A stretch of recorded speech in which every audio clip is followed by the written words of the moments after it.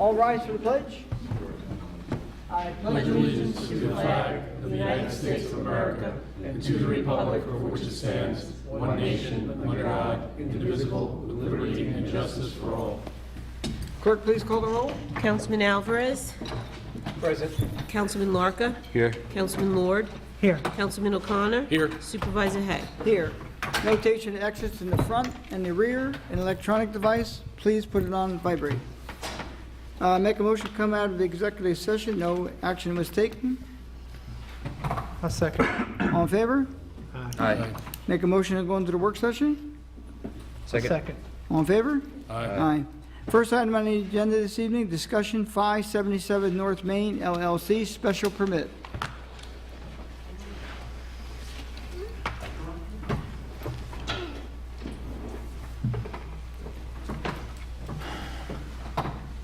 Good evening, Bart Lansky for 577 North Main LLC. You can bring it down for you, Okay, thank you. even further if you want.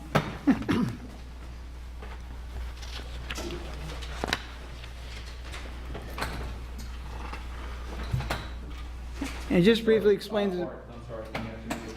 Okay, sorry. And just briefly explain to the public where 577 North Main is.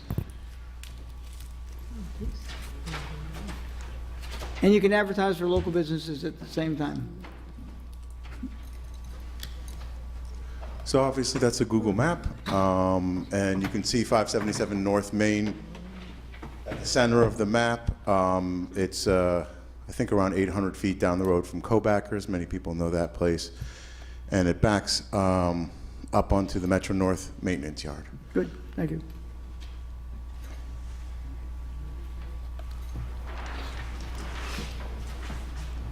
And your application is for a special permit. Yes. We're here this evening for a special use permit for a kennel in an economic development zone. We have a tenant, a proposed tenant, who is here with me tonight, Shelby Lynn Sky. Also to the left of Shelby is Barry Haytoff, who's my partner on this project. The tenant has a proposed indoor space of around 3,600 square feet. I provided plans to the board. I assume you have that in your package showing where it's located.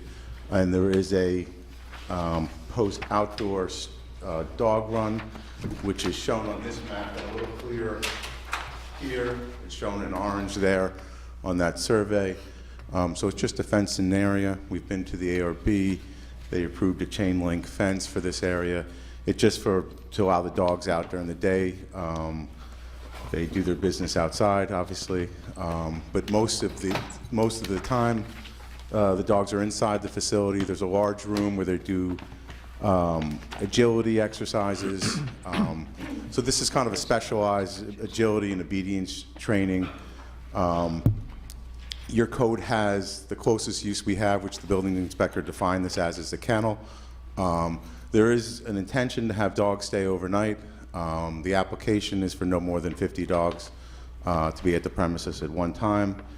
And I think it's a favorable location for this because, as you see, it being to the rear of the building, we're really just backing up to the maintenance yard. The closest residential house is some 400 feet away up North Main, and any sound would have to bounce off something and go back over the building, which is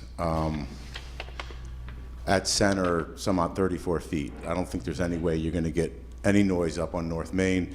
And the only residences behind it, Eagle Ridge is some 1,100 feet away. So we think it's a great location for this. We think it's well thought out.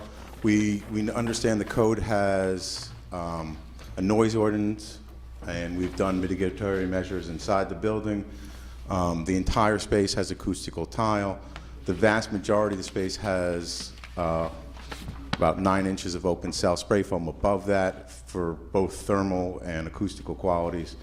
And all the demising walls go full height and are going to be fully sealed. So we're not expecting any noise to reach the adjoining spaces. We're not expecting to have any deleterious outside effects. The most adjacent structure here is what we were here in front of the board for in January. It's the motor vehicle service station for Express Taxi. Where is that located on there? They are located right here at the Quonset hut. But the majority, we don't expect there to be any impact on their business. And the customers will come through the front door off of North Main in general, so we don't expect there to be any interaction between the customers per se and the motor vehicle service station.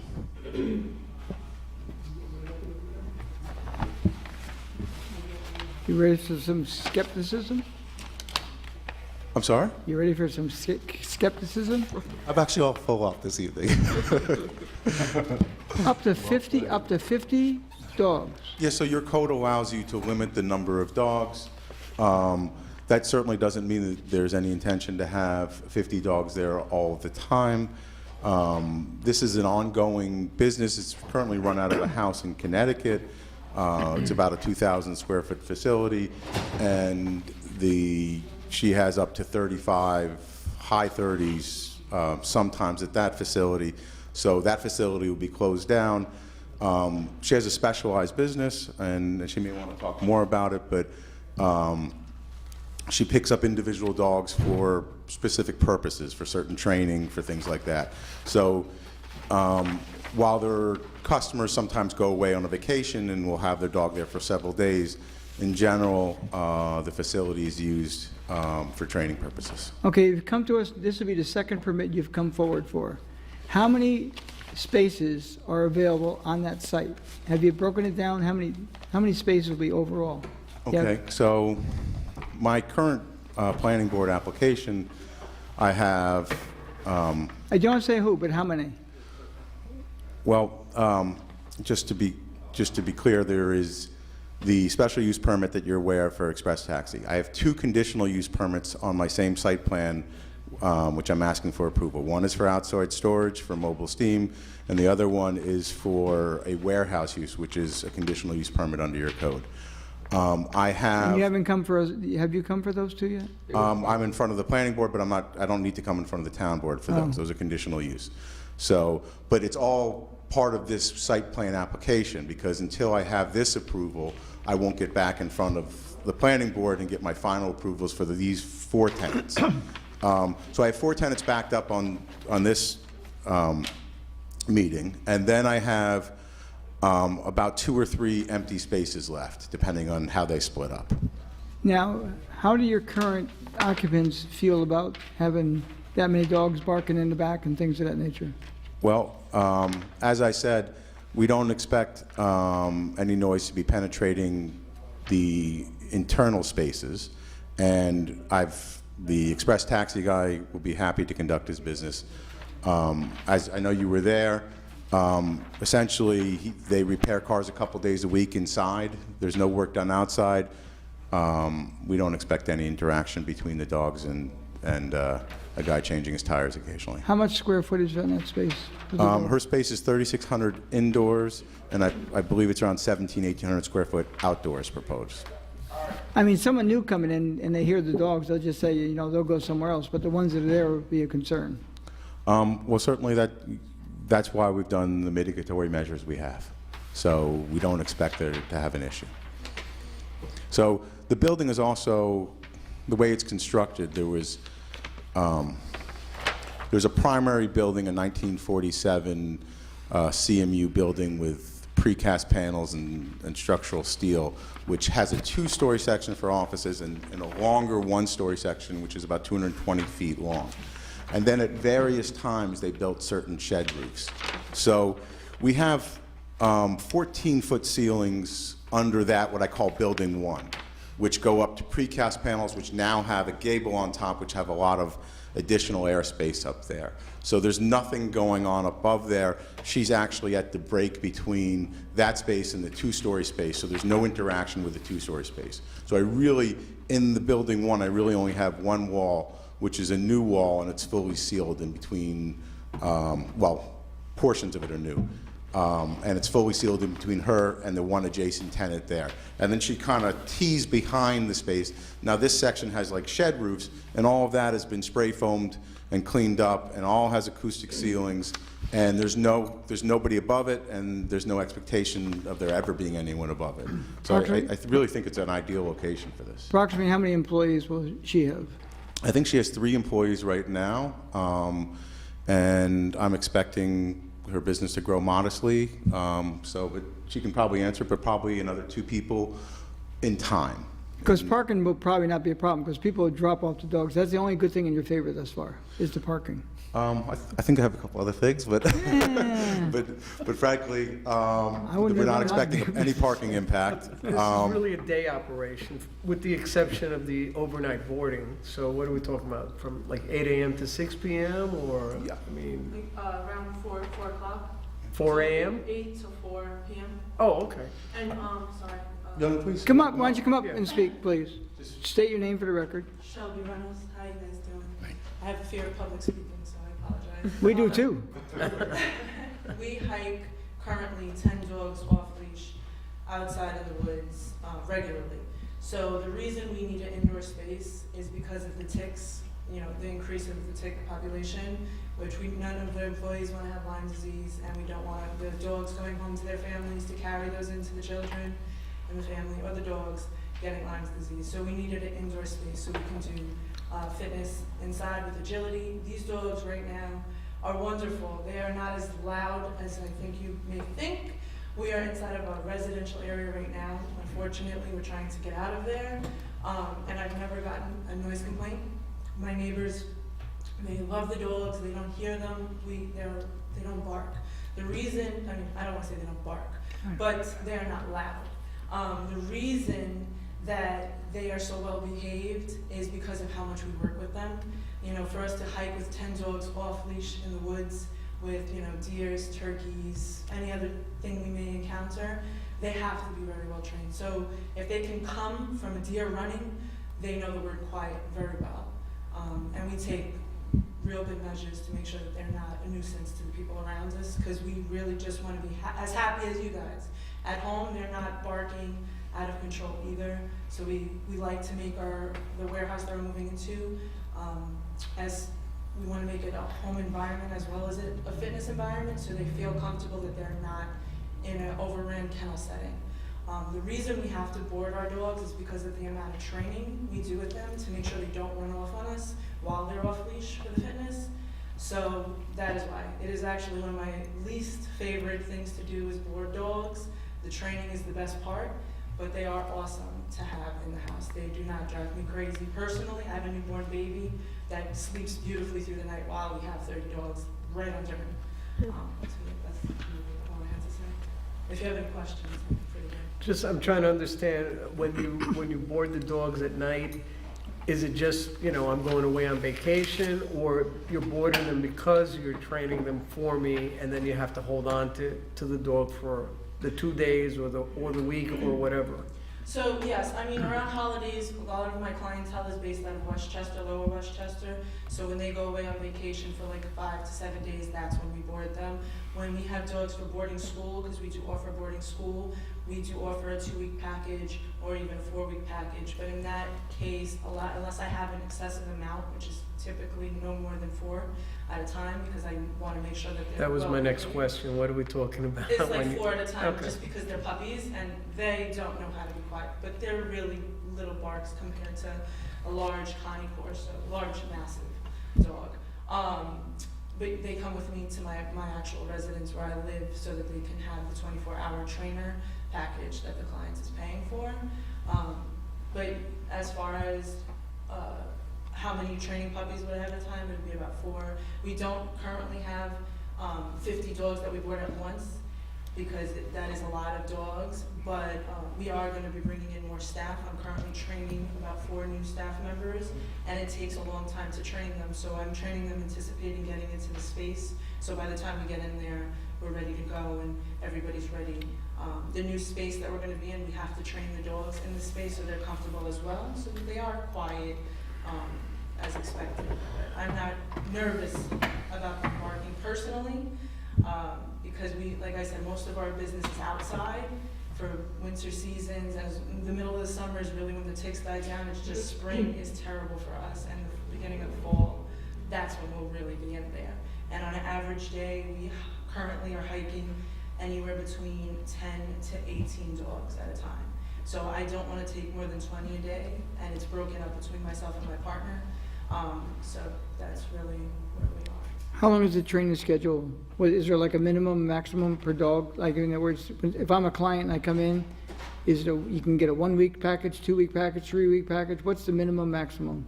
So the minimum package is 2 weeks, just because it would take the first week to break any bad behaviors and the second week to learn new behaviors. So it really just depends on which package you choose, so 2 week, 3 week, or 4 week. And each package offers something different. If I have a dog for 4 weeks, they're not staying at a facility, they would be staying in my home. And like I said, for the most part, they're there during the day, but they would not be staying there overnight just because they need to be with the main trainer 24 hours. So I take my career very seriously. I'm a little bit of a control freak. Well, the way I look at it, I've been a businessman for many, many years, but if the person owns a property wants to do that, I probably wouldn't say no. I don't believe the dogs aren't going to be barking and can't be heard. Everybody's entitled. I'm not trying to offer. I'm not trying to guarantee there's not going to be a few barks here and then. There'd be more but than a few. All of my dogs are trained to the word quiet. And like I said, we are running in a residential, boarding a residential area, so we have to remain quiet. In your residence area, how close are you to the nearest home? Say it again? How close are you to the nearest home where you currently are now? It's an acre. It's like we have an acre in between us. Wow. Yeah. And they have dogs. My neighbors' dogs are louder. Their dogs are louder than when I have 15 to 20 dogs in my house. We will get rid of dogs. We have 2. Well, maybe they should be trained by you. Yes, they should, but it's too close to home. Anyone else here on the board want to ask some questions? I have no questions. Will you be building the space to your client's specifications? Yeah, it'll And- be virtually turnkey. I mean, fortunately, the space, I believe, is well suited. There's an existing gang shower area, which you can use for grooming. I don't know what the original use of that was, but it's been there for a long time. And the other outside walls are pretty much there, but it all needs to be cleaned up. There was some condition issues in the building before it was purchased. And I'm not sure what the licensing or requirements are. Will a Board of Health kind of inspection need to be done to make sure it's suitable for kenneling the animals? I don't believe so, but I'm not sure. I don't know either. I haven't, Should I have asked hadn't this heard at- of that. You know, I'm very familiar with the Board of Health for when you're serving food, but I haven't. And certificates of occupancy for people. I'm just wondering if something similar to that is required for kenneling dogs. I'm not aware of that, no. Okay, I'm not either. Do you know, Will? There's no specific regulations, but the state code for building occupancy and maintenance would apply. So if for instance, the tenant failed to maintain their premises, say that there was an overflow of manure or whatever, our building code officers could cite them. Okay, yeah, I was more concerned for the health of the animals and making sure that coming into this facility is going to be successful for them as well. I'm trying to learn something, that's all. Yeah, well, we're obviously very optimistic, and I know the space is going to be built out well, and I believe we have a very good operator. We have a lot of faith in it. And John, the other thing I could offer, since they are applying for a special permit, there are the possibility of the board, this board, imposing certain conditions requiring, regular maintenance, manure removal, in the event that there are noise Yeah, I think that, anomalies that we can require them to be ameliorated, things like that, and that can be built into the special permit. if Well- those are your concerns. If I I may. think it's already in the. Yeah, the noise, code. you already have the noise ordinance there. The one thing which does show up, and your council is aware of, is with these type of facilities, if somebody doesn't have a good rotation on the garbage can, in the summertime, you can have an odor. But we believe that we've Yeah, and the have code that covered. enforcement officers shall retain the right to inspect the animal waste storage and Exactly. at any time. It's So, your, so we are protected. I was just wondering about the conditions of the space in advance of the arrival of the, so one of the fortunate things is, her space is almost all slab on grade, right? So we have a solid concrete floor from the 1940s, that no one would have installed today. And that's gonna be all cleaned up and sealed and in good shape. And then she has mats which go on top of that. And then you have new acoustics and LED lights, and it's all clean and good space. So I'm Bart, there was a lot of issues brought up at the planning board about, not for this application at all, but just some of the issues on the property. Have those all been cleaned up? Well, at the last planning board meeting, Mr. LaPerche brought up a couple of things. And I believe those have been cleaned up since that time. I followed up with him and sent him photos, and we had a visit from the building inspector, and I believe everyone was satisfied. Okay, thank you. How about the storage and disposal of waste? So there's going to be, right near the back of this here, there's going to be a 2-yard can, which is going to be picked A up. 2-yard what? 2-yard can, garbage can? Garbage can. Dumpster. Okay. So. Is it gonna be in plastic bags or raw waste? Well, the waste will go into plastic bags and then go into the dumpster. So it'll be twice sealed, and then it'll be picked up 3 times a week. These are kind of like things that I guess the planning board would ask. We're just asking. Now, hours of operation, is it 7 days a week? So yeah, it is. It is 7 days a week, and it is 24 hours a day. Not that there's going to be customers 24 hours a day, but there may be dogs and there may be people in the space 7 days a week, 24 hours a day. Okay. Well, I know the dogs would be. I'm just wondering. So they're open to the public 7 days a week? And if there's dogs there, I think she's going to have an attendant with the dogs. Yeah, but that's not open to the public, right? That's not open to the public. Right now, her Hours of operation, you can still run. Yeah. So right now, she only has members of the public come between 8 and 4, but I wouldn't want to limit her times per se. I don't think there's any issues with traffic, people coming at 5 o'clock or 6 o'clock if her business changes somehow. If she needs to extend a courtesy to a particular client. Can anyone on the board think anything they'd want written in the special permit? It's the perfect area. You're behind the Metro North, there's the garage. I mean, I just don't see why, it's not like there's neighbors on either side or anything, so to speak. Yeah, I agree. Nothing on my end. Thank you.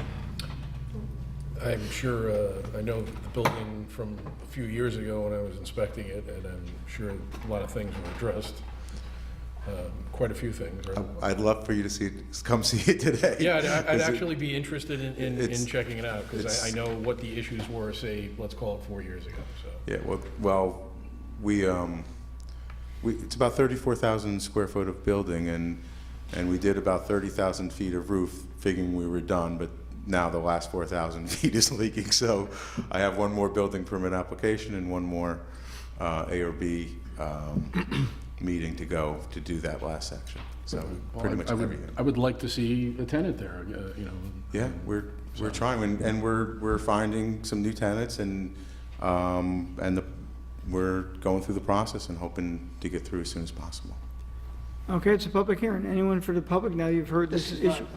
Yeah, I was Oh, just gonna that's right. say, Oh, it's that's right. That's only next week. a work We don't- session. I would love for us to waive the public hearing since the planning board had a public hearing. No. Yeah, I don't think we can do We're that. going to set a public hearing for 2 weeks from this evening. Okay? Thank you. Okay? Jumped the gun, sorry. I know you're in a hurry. Just trying to help. Well, I have I have tenants who would like to occupy their space, and you know, without this, I can't be back at planning board. So I have 4 tenants now who are waiting. So we're going to set a public hearing this evening for the 19th. Thank you. Okay. Any other questions here? Okay, thank you for coming this evening. Thanks. Thank you so much. Thank you. You too? Number 2, discussion town highway superintendent, update on the department and your 284 agreement. Wow. I got rid of the whole crap.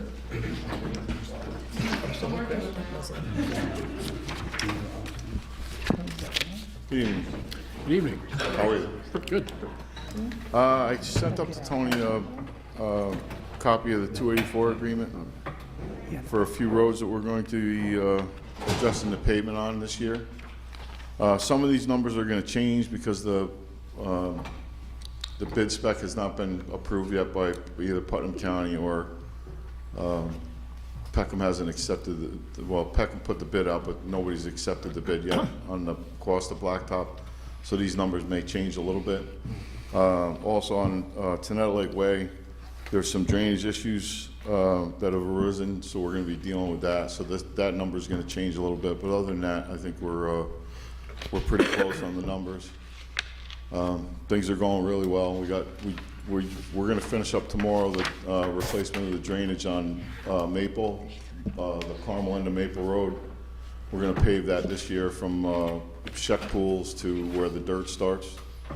And I have a meeting next week with DEP to address the issue of possibly putting millings on the dirt section there.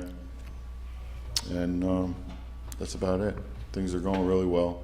We've accomplished a tremendous amount of work, and you know, with the weather being like this, it's been great. We've been able to get a lot done. Any questions?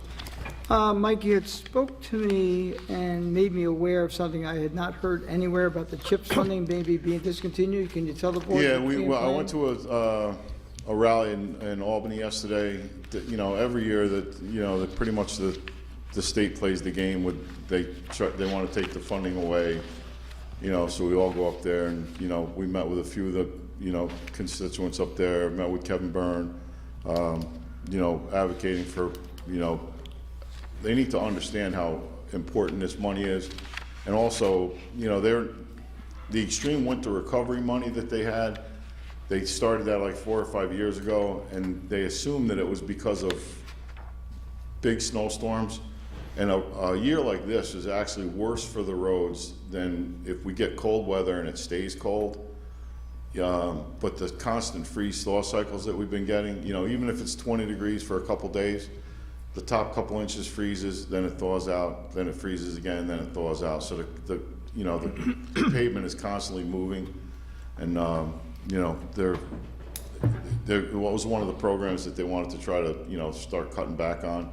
So we're really pushing to try to keep that extreme winter recovery and also the Pave New York money. So I met with Kevin and spoke with him, and hopefully we'll get some answers soon. Is there any kind of a memorializing resolution that's out there that we can send up to Albany? And No, support? I don't. Right now, I think it was just one of those. It's one of those things that they pretty much do every year. That the state threatens to cut funding and everything else. And I was with members of the Putnam County Highway Department and other towns in Putnam County. And being this is my first time at Albany, this is one of the things that they do every year. They I think they play it up for publicity. Everybody wants to get their picture in the paper, and I didn't see you. you may. I was up there, but hopefully the increase, as long as we can keep our funding that we're getting, because right now it's such a hard thing. Most of these towns depend on the CHIPS money for paving. That's a lot of towns are in the same boat. So you can, if it stays relatively the same, at least you have a baseline that you can go by to know how much money you're going to have. But if it starts fluctuating, then it becomes an issue that we may end up paving less, or if we get more money, we'll be able to pave more. But for right now, it's hopefully it's going to stay stable. And for our town, it's about $125,000 to $200,000. Yeah, in yeah, that it's, range. depending on, you know, the ranges. And then the paved New York is, you know, that's usually in around 30,000 in that area. And then the extreme winter recovery, we usually get some money from there. So hopefully we'll, you know, we can break the 200,000 threshold. And this is a little bit more than 200,000, so we may end up having to go into the fund balance to finish these up. But, you know, now, Tenetta Lake Way, just so you're aware, Tenetta Lake Way was a dirt road, and that was paved, it's only been paved once, and it was paved in 1998. So it's held up from 1998 until now. And, you know, it's all intact, it's got some cracks in it, but the road itself is intact, the profile is good. So it should be a, you know, if we pave it again, do a 2-inch overlay on it, it should be, you know, another 20 years out. You know, we're gonna address the drainage issues. And I think, you know, it'll last another 20 years. We should be in good shape. Just one of the questions that came up is this all you have for us for this year? Or, you know, as things come up, you'll just come back to Well, us? just so, Or- you know, or I'm not is sure this if, it for now? I'm not sure if everybody's aware of on the board, but, the Welfare Road Culvert Project, that's a job that we're undertaking ourselves. So I don't want to overcommit to the amount of paving we're gonna be able to do. Usually we pave for 2 months, the month of July, and, you know, in years past, we paved July and August. These roads that I have here are would not take 2 months, so there would be a possibility. But I'm assuming, I'm anticipating that the Welfare Road job is probably gonna take anywhere from 4 to 6 weeks. And that's gonna start, I have to really wanna concentrate on trying to get that done while school is closed, because we have to divert traffic around Welfare Road, close it completely while we're doing that job. Just to give you an update on that, I met with Tom Fenton today. We've picked a concrete vendor that's gonna build the products for us. I'm gonna be in contact with them tomorrow, and hopefully they'll send us a contract that we can, because if right now, if we sign a contract within the next week or two, they're looking at a possibility of delivering, being able to, the first possible delivery date would be around the 15th of June. So if we don't do something soon, we may miss that July, the beginning of July threshold. So I've been working with Tom and you know, trying to really get this thing nailed down so we got the vendor picked. They have to do shop drawings that we have to send to HVAA and also to our town engineer to have approval of the shop drawings. That takes like 4 weeks for them to do that. So it's, you know, time is of the essence right now. Right now I have all the, I've accumulated all the signage for closing the road. So we're really, you know, ahead of the curve right now. The concrete products are the biggest thing. You know, so for the next week or so, if we sign the contract with them, we should be right on target to be in July and get that road taken care of. And Mike, why don't you make the board aware too of something of a past practice where this year you would do drainage on a road possibly and then pave it the following year? Is that something? Yeah, we're behind on that, so that's why I'm, you know, like I'm doing the drainage on Maple Road now in anticipation of paving it in May or June. We're also doing drainage on Tenetta Lake Road. There's some metal culvert pipes on that road that have to be replaced. Now clarify And the then- Maple Road so they know. I don't get all these emails saying, what are you guys doing? It's only the pavement, the paved section of Maple Road. We're not doing The anything. currently paved The section currently only paved at the section present of time. Maple Road. We're over there now replacing the drainage. We're not gonna be doing anything on the dirt section of Maple Road. You know. At this time. At this time, you know, we're working on that.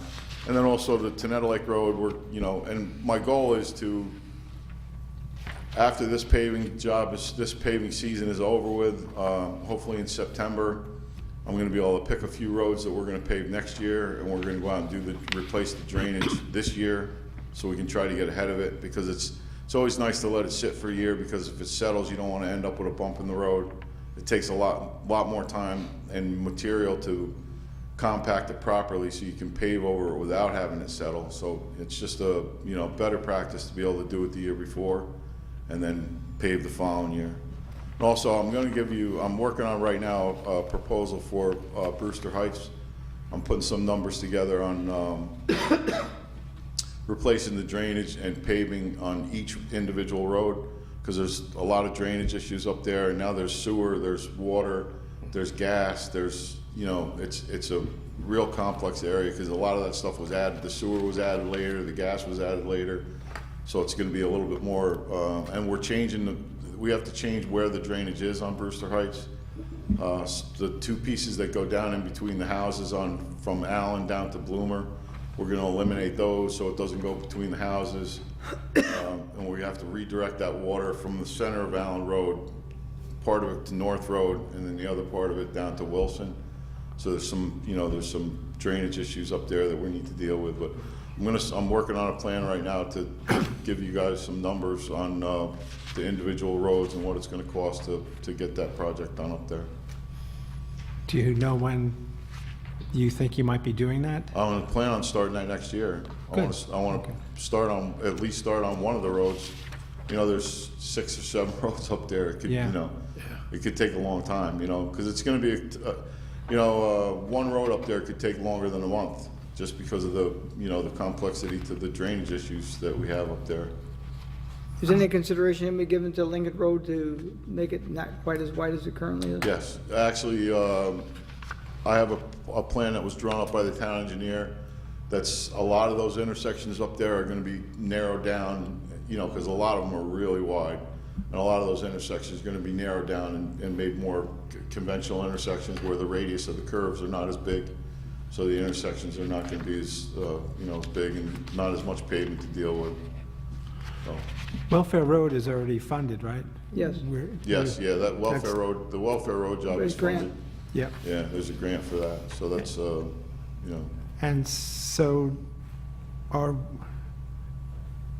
there, after you do everything that you've looked for in this 284 agreement, is there a balance still that could be used for other, or are we? Yes. Okay. yeah, you know, we have a fund balance, that we're, you know, if time permits, when this welfare road job is done, then, you know, I mean, there's plenty of other roads, and I'll come before you again. Good. And, you know, we may have to do a transfer of the fund balance to get some more paving done. But, you know, I just don't want to overcommit this year. As Mike brings forward these proposals, he brings it basically to my office. Right. We bring them, then Ron and I will discuss it before we present to the board. We'll take existing funds and also, depending on the cost of the project, possibly bond a portion of it as well, but we'll But provide you, there's a balance to there's to money use at there, this but point. not to do all the roads in this town, but Yeah. there's money there. Yeah, you know, we just, you know, the whole goal is to try to get as much done with the money that we have without having to go out to a bond. You know, that's my goal for Brewster Heights, is if we can peck away at that a little bit at a time, you know, we can really save a lot of money and you know, because if you send that out, that could be, you know, that could cost millions of dollars to do a project like that. But if we, you know, stretch it out and do it pieces at a time. I think the first estimate, I think, was around $8 million, wasn't that? So Yes, we're a it's long a way lot of from money. having to bond at this point. No, it's around the corner, but I don't know what corner it is and what year it's gonna happen, but we will do the best we can. Yeah. But at some point in time, to get things done, we may have to go out and bond. Yeah, you know, I mean, I know, I spoke to Rich Almer at the town of Kent. He just, last year, they just approved a bond for $1 million for road improvements. You know, my goal is to, you know, hopefully not have to do that in the near future. Just, you know, as long as the funding keeps coming from the state and we, you know, keep as much of it in-house as we can. You know, I appreciate the new equipment that you got us. It's gonna make our life easy. We're gonna be able to get a lot more work done. And we'll just move on from there. Sonetta Lake Road, is it possible to get 22 feet wide on that? Well, it's an average. Okay. That's an average. I went up there and I measured that road. It's an average of 22 feet. There's spots where it's only 18. Yeah. But there's spots where it's a little bit wider. And we'll be using, or hopefully there'll be lining that as well, Yeah. a center line, Yeah. because that's a scary. That's it. The only problem with that is with the state law is you have to have a 9-foot, you have to have a 9-foot wide road. We may be able to do a single yellow line on that road. I'm gonna have to look into that, but if you do a double yellow line, if the lane is under 9 feet wide, it becomes a liability for the town if there's an accident. That's the only concern I have about that, because the roadway needs to be a minimum of 9 feet wide. Now, when you So- say Tenant Lake Road, is that from basically the Triangle House From the to Meridian? Triangle House up to Meridian? Meridian. Is there gonna be any thought to do something about that rock cropping on the right-hand side coming from the triangle? Well, from the federal surplus, I bought a rock hammer that chips the rock away. Okay, And this new machine, this new excavator that we're getting, that they're gonna deliver, next week, we have, that hammer will go on that machine, so I'm hoping to be able to go over there, depending on how hard the rock is. I'm hoping to be able to go over there and chip some of that rock out of there so we can get that, even if we don't get it, just to get it sloped back so it's not so vertical, if we can get it sloped back a little bit, it would be, that would be a huge benefit to the people that travel on that road. I do it every day. Know it well. Yeah, and you're fortunate you have a small car. You have bigger cars, it's a lot tougher. Anything else?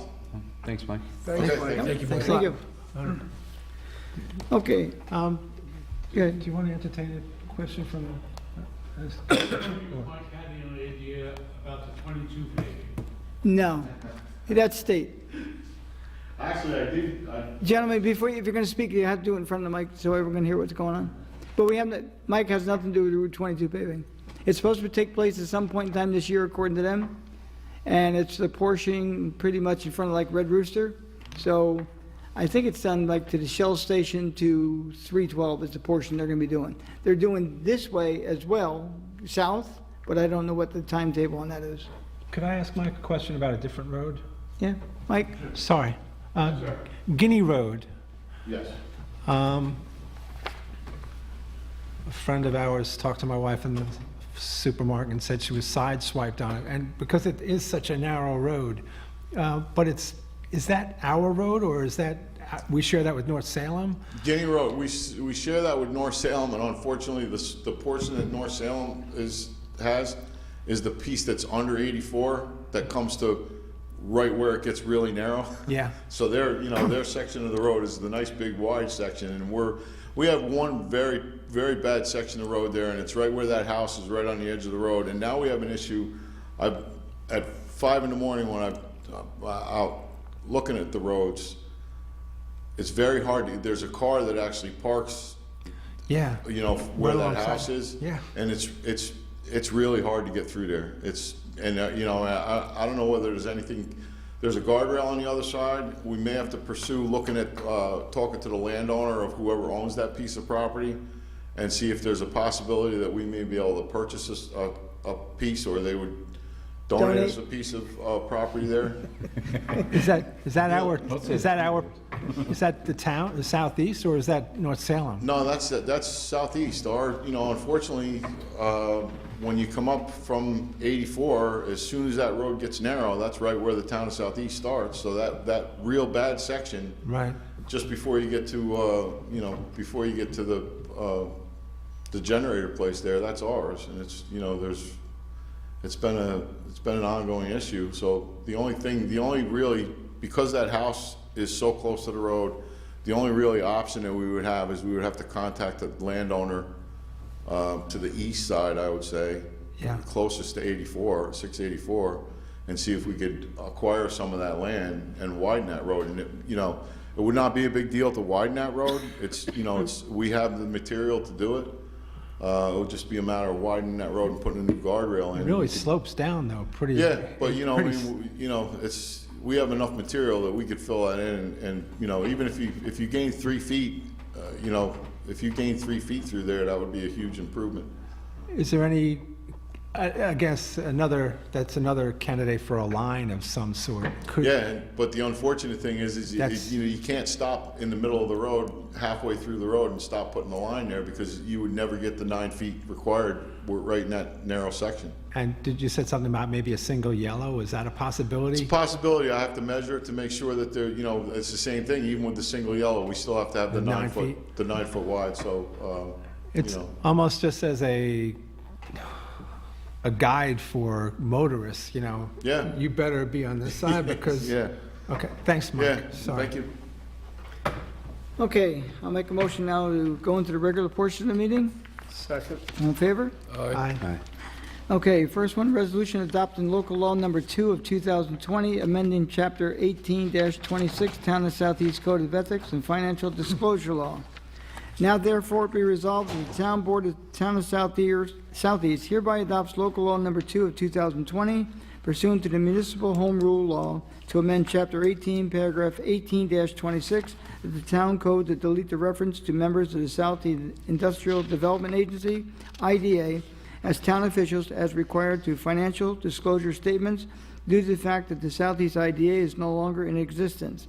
And be further resolved that the town clerk is hereby authorized and directed to A, enter said local law in the minutes of this meeting in the town code book of the town of Southeast, and B, give due notice of the adoption of said local law by filing such with the Secretary of State of New York with the time required by law. So move for discussion. Second. Discussion. All in favor? Aye. Number 2, resolution adopting local law number 3 of 2020, amend chapter 103, article 2, section 103-8, permit fees.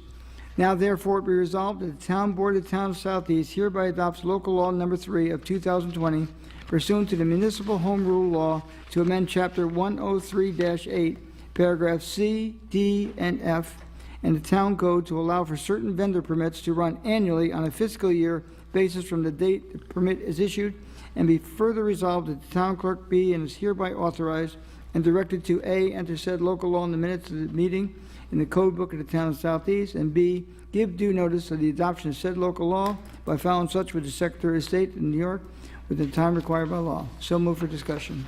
Second. Discussion. All in favor? Aye. Number 3, resolution supporting the Emergency First Responders Privacy and Protection Act, which means State Assembly 7280/A.09107, and that's the Assembly Bill. Now therefore be resolved that the Town Board hereby encourages all members of the New York State Assembly to support S 7280/A.09107, the Emergency First Responder Privacy Protection Act, and be further resolved that certain copies of the resolution be forwarded to Governor Cuomo, Senator Harkin, Assemblyman Byrne, County Executive Odell, Town Supervisors of Carmel, Kent, Patterson, Phillipstown, and Putnam Valley, as well as the mayors of the Village of Brewster, Cold Spring, and Nelsonville. Just so the people know, let me read some of this, what's happening with the whereas.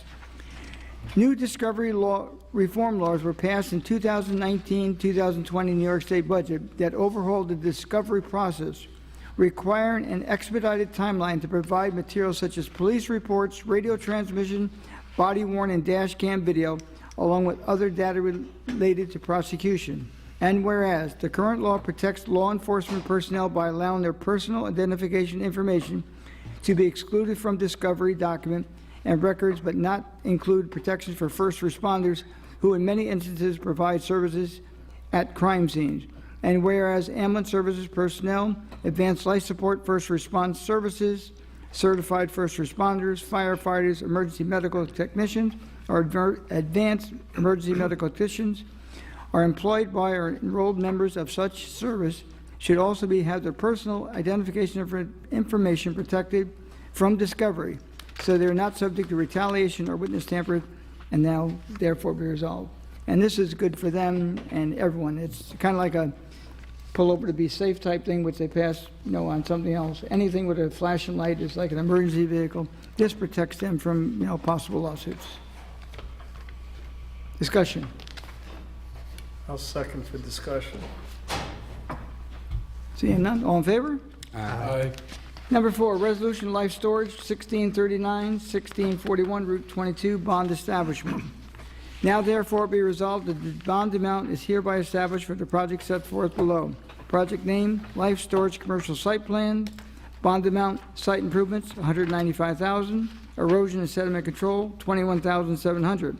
And be further resolved that a certified copy of this resolution shall be transmitted by the town clerk to the applicant, planning board secretary, and building inspector forthwith. So move for discussion. Second. Discussion. All in favor? Aye. Next is a motion to set a public hearing to amend Chapter 123, 138, and A143, Section 123-3, Policy Section 123-6, Definitions, etc. for curbing. And that public hearing will be for Thursday, March 19th. So moved. I'll second. All in favor? Aye. And the other is a motion to set a public hearing for 577 North Main Street, the project here early this evening for a special permit. Same date, March 19th. So moved. Second. All in favor? Aye. Recognition of the public. Town board members. Yeah, we're going to have Earth Day cleanup on the weekend of April 25 and 26. So we'll have more information at later meetings and also on the website. So, and also I attended a village board meeting last night, and of interest is they're going to have a public hearing on March 19th to discuss raising the water rates between 20 and 25%. The last rate increase was in 2016, which was 4 years ago. So there are some town members or town southeast homes that have water that is from the village. So I wanted everyone to know this and attend the meeting if you care. You know, is it a public hearing? It's a public hearing on March 19th, Wednesday. Okay. I'm sorry, It can't March be- 18th. Yeah. I was gonna say- March 18th. Okay. Okay, I'm going to talk about geese for a minute. I was asked to mention it. John, I believe you're going to meet with these people soon. They're going to help do something with the geese here in the town. The town has taken some non-lethal precautions for this year, options, and some of what we plan to do now. There's town parks, which is the Pump House Road, Tenetta Lake. We have the same ball fields at Pump House Road, Volunteer Park, Scalpino Park, Markel Park, Electric Zone Field. The priority, of course, will be Tenetta Lake because of what the geese have been doing on the beach and to the lake itself. I think the second priority then would be Scalpino Park because the geese have their nesting there. The town currently employs a geese chaser, that's what we call them. The morning round is done by town employees, and then we have a part-time employee who goes out every evening that chases the geese. But that's only good for about maybe an hour, and they come back. So in the morning and afternoon. So we're going to continue with the geese chaser. Has to help, can't hurt. This year we're going to be out on the eggs. Air Southeast, which will be piloted by Mr. Larka. We have to apply for, we have a drone, and we have to get a permit. So Eric is a designated fly captain to start, and I want to be the colonel at some point in time, so I want to take over, but I can't drive a drone. Anyway, we'll be out on eggs, and we'll fly the drone over the area. And this time it's going to be a lot better, because in the past it's very difficult to find their nest, but if you fly a drone over it, you'll be able to find out where they are, and we'll probably be 85% successful locating. At the beach itself, there's an area of the beach which the Recreation Department had long wished for something to be done. I didn't hear about it until we were talking about the geese problem. And we're putting up some permanent fencing on probably half of the beach. Now, when I say the beach, I say, why would you do that? Well, there's an area of the beach to the left and to the right, about 300 feet, about 250 feet on one side, 50 feet on the other side, that is very difficult for the lifeguards to police and watch, because again, there's over 600 feet of shoreline. And the beach itself is about 300 square feet where the sand is. So where the non-sandy portion of it is, it drops off really fast. Like, you know, at the beach, it goes in and you wade in, and the other ones you drop off and almost go probably over your head in certain areas.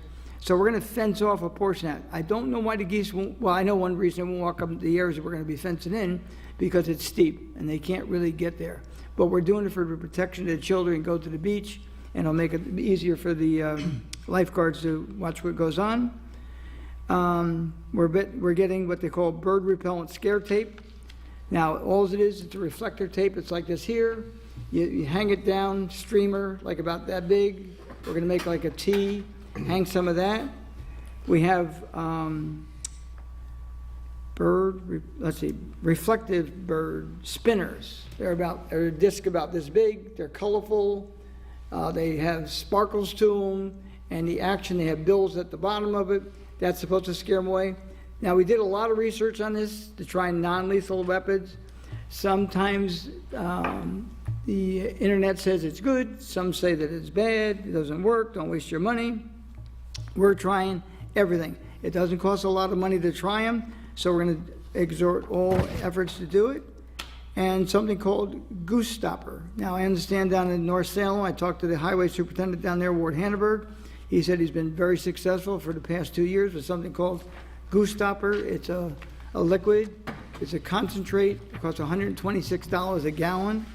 It does approximately 40,000 square feet of space. Now, we have quite a few fields. We're going to try it this year and see what happens.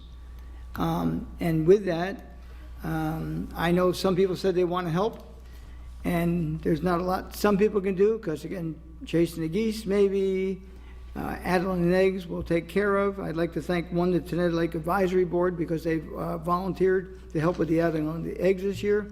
But one thing the town will do, especially the ones that want to keep these as non-lethal method, how about some donations? We'll accept donations, make it out to the town of Southeast, and in the memo section, non-lethal means, if you'd like to make a donation, help offset the cost, it's going to run the town approximately $3,000 to $4,000 to implement these issues now. If they find out they work, especially the Goose Stopper at $126 a gallon, it's going to take a lot of gallons to do that. Not going to break the bank, but if we can get some extra help from those that want to help and keep the non-lethal means, we'll accept it. And also, I'm going to ask maybe the town to ask the county to implement a pet waste and feeding of waterfowl law. It's being proposed currently in Suffolk County, which would prohibit people from feeding, these waterfowl and things of that nature. I downloaded these, so I'll bring that up at the next meeting and ask that we maybe forward that to the county and ask them to consider it. If they don't consider it, I'd like to consider it here in the town of Southeast. There would be a penalty if it feed the geese. I was just up by the post office. It used to be Power Fasteners. I'm not sure what it's called today, but it was probably about 40 geese up there already feeding up there, and it's amazing. It's a very light winter, so they're back very early this year. And I know people that feed them, especially in the Tenetta Lake area, the ones that should not be feeding them, they are feeding them. And we're going to ask those people in Tenetta Lake especially, stop feeding the geese. The Goose Stopper is organic materials, right? It's nothing No, it's not harmful. harmful. And also, I think you also said something about putting posts on the beach at Tenetta and putting... Well, I'm not going to go into all detail of exactly what we're going to do. We're taking a lot of precautions. In the evening, the lifeguards, before they leave, will have to take about 15, 20 minutes to set up. We're going to put stakes in the ground. Don't ask me why a geese, when they walk, that they won't walk through a string that's about this high. Maybe they're afraid they're going to get decapitated. I have no idea, but they claim it works. But instead of using that, we're going to use the tape. It's a reflective tape. Cool. It blows in the wind. We got spinners. We're trying everything. Tony, just a little off topic, but Castle Park, I get a lot of questions about the condition of it and will it be replaced? And I know from going to town meetings a few years ago, there was a plan for Barrett Hill when they pull their permit, part of their rec fee, or in lieu of part of their recreational fee, they would replace the park to our spec. And that project's been delayed, and I'm not sure why, or is that something that we could revisit and potentially renegotiate that so that we're not held up by this project? Well, it's not that it's held up, it has to apply for the building permit, was it? We can make a request to the developer to see if he'll do it, because at this point in time, it's almost 2 years. That, no matter what, that particular area, the way it's done this day, has to come down, because they were long ago banned by the state. And because ours pre-existing, it's kind of hanging on even by a thread. We probably, almost to the point of not even reopening. But I will send out a letter to the developer and ask him if he would consider making that change. Okay. Okay? I'll do that this week. Appreciate it. Anyone else? I had two things. Number one, obviously, a lot of people are concerned nowadays with the coronavirus, and there's a lot of information out there. Of course, with the internet, not all of that information is vetted and good. So I just encourage everybody who's looking for information, we do have links on the town website to the county's Department of Health page, which also links to Center for Disease Control and the federal government. So, you know, please, if you're gonna seek out information on what to do in the event of any messages, you should be doing it through vetted sources, through the government and those non-government agencies that are approved. And then the second thing, on a lighter note, is as the O'Connor here, I would like to wish everyone a very happy St. Patrick's Day coming up before our next meeting. So, Where's your green tie? well, I've got my little green pin. I so- can't even see it. And, Oh, you got green on, there you go. And green pants, very good, very good. and again, just touching on the coronavirus, bottom line, use caution and use common sense, please. Anyone else? I'll entertain a motion. Make a motion to close tonight's meeting? Is there a second? Second. All in favor? Aye. Thank you all for coming.